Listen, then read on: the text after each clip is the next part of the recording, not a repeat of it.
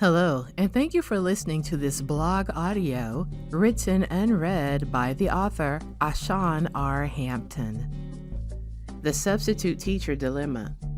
As violence committed by students against teachers and general absenteeism increase, public school administrators must contend with a growing demand for substitutes, as well as a high turnover rate within this temporary employment pool.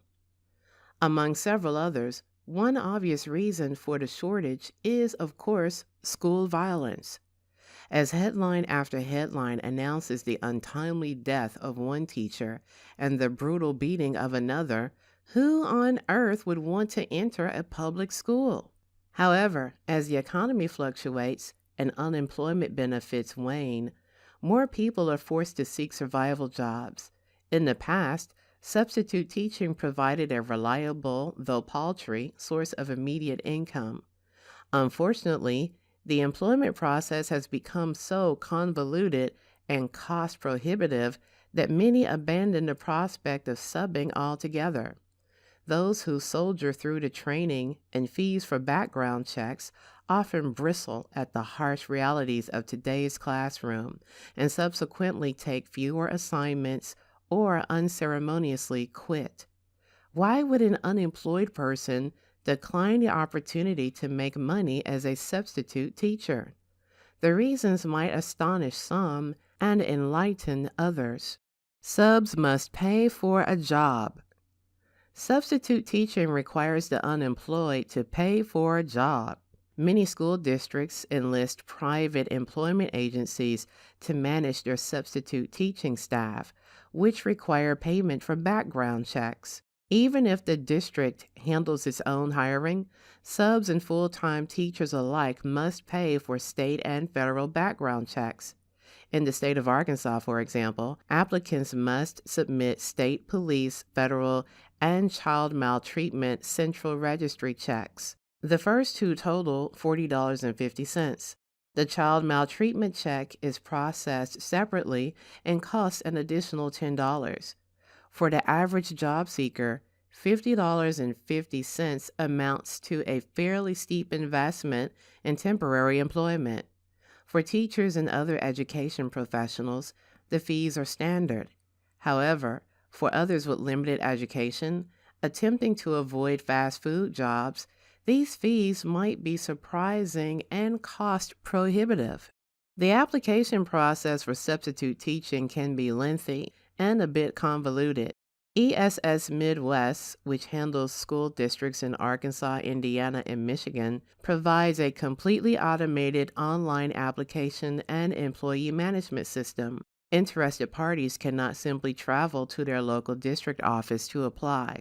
Very little human contact is involved unless the applicant initiates live communication. The entire application and training process takes roughly 6 to 8 hours to complete, or more for the technologically challenged. Afterward, a couple of months can pass between the time of initial application to final approval, depending on how quickly each state processes all background checks. For Arkansas, the wait can last up to 60 days. To put this in perspective, as districts lose subs, they must wait an inordinate amount of time to replace them. For willing applicants, 60 days without steady income is devastating. Basically, there is a constant demand to draw from a very limited pool of substitute teachers. Although not a prerequisite for employment, successful substitute teaching actually requires prior classroom experience. This becomes sorely obvious to untrained instructors. Substitute teachers are not babysitters. Subs are expected to do everything that the regular teacher would do throughout the course of the day, which amounts to more than babysitting. Subs must teach from lesson plans, grade papers, answer student questions, explain to first graders the finer points of subject-verb agreement and Venn diagrams, distinguish between block scheduled lunch times and regular lunch times, and on these complex tasks flow. A sub must accomplish all of this while keeping order amongst 25 to 30 students in one class, 30 against 1. 30 fidgety, hungry, sleepy, talkative students against one inexperienced, rattled, perturbed, glassy-eyed, neophyte sub. The stress of it all can overwhelm novice substitute teachers and stymie their return to the classroom. Low pay and high stress. Like most teacher salaries, the compensation for substitutes is fairly dismal. Each state determines its pay rate, which ranges from $35 to $190 per day, with half days garnering half pay. Southern and rural areas land on the low end of the scale, whereas larger urban states score at the higher end. The rate for subs with a college degree in Arkansas is about $80, which is roughly $10 an hour without a degree, and $90, which is roughly $11 to $12 an hour for long-term subs, regardless of education level. Subs receive no health or other benefits offered to regular teachers. After taxes, most substitute teachers average $350 per week for all of their efforts. Essentially, job seekers can work grocery or in retail stores for about the same amount of money and less stress. Substitute teachers get disrespected. Some teachers, students, staff, and administrators do not respect subs or offer them adequate support to execute their jobs properly. Students typically perceive the presence of a substitute as an opportunity to misbehave or goof off, as if the sub is powerless against them. Likewise, many teachers snub substitute teachers and refuse to offer any assistance. What is a sub supposed to do when the school secretary arrives 10 minutes after classes have begun to assign them to a classroom? What happens when the regular teacher does not leave lesson plans and no one offers alternative assignment? What happens when a student requires medical attention but the nurse is absent? When a fight erupts in the classroom, what are the options for a sub with no phone or office call button in the classroom? Who can substitutes sue if they are hit or knocked unconscious? Often, subs are treated as second-class citizens and must combat the "you're just a sub" mentality that pervades the culture of the school. Why would anybody become a teacher? Given the hazards of public school education, who desires to work for such little pay, high stress, and no reward?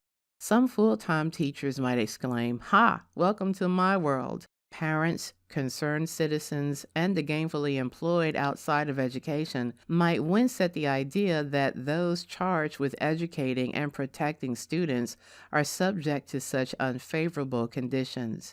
Either way, the substitute teacher dilemma reflects larger, persistent, systemic issues in public school education that need effective resolutions sooner than later. About the author and narrator. Ashan R. Hampton is a longtime English instructor turned entrepreneur. She is also a proud graduate of the Dunagee Scholars Program at the University of Arkansas at Little Rock under the direction of Dr. C. Earl Ramsey Emeritus. Through her company, Onyx Online Education and Training, she offers online writing courses and print books for academic and professional development to individuals and corporations. She is also a prolific published author of several books on a variety of topics. To find out more about Ashan's work, visit www.arhampton.com. And for online courses to improve your writing skills for personal, academic, and professional development, visit the business page at onyxedonline.com. That's www.onyxedonline.com. Thank you for listening and for your support.